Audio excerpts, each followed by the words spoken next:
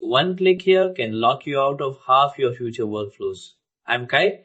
Lesson 2. Installing and running n8n. So you pick right now.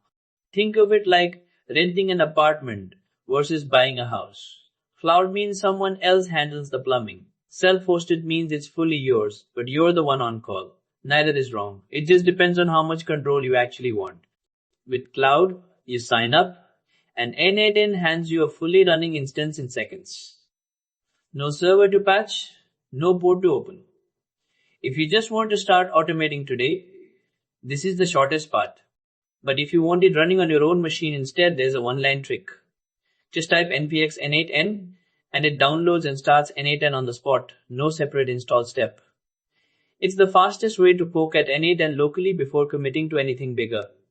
Picture the container as a hotel room. Everything inside gets wiped the second you check out. A volume mount is your own storage locker parked outside that room. It survives even after the room resets. That -v flag in this command is what buys you the locker.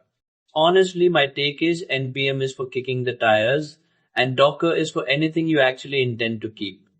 If you're just exploring for an afternoon, npm's fine. The moment you care about not losing your work, reach for Docker instead.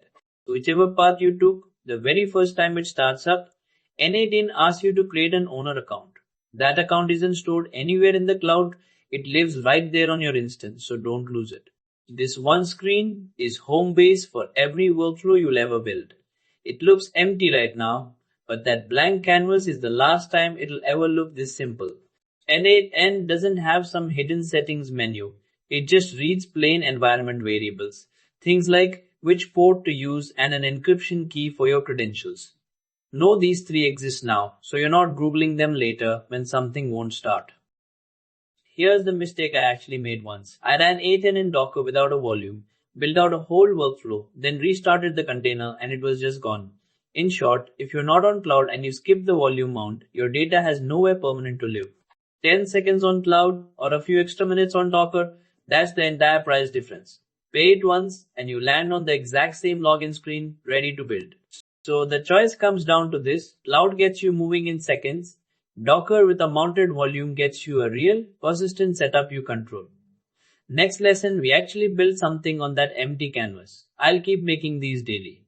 A like tells me this one worked. A follow keeps you posted. If something feels off or missing, or you want to see something new, tell me in the comments.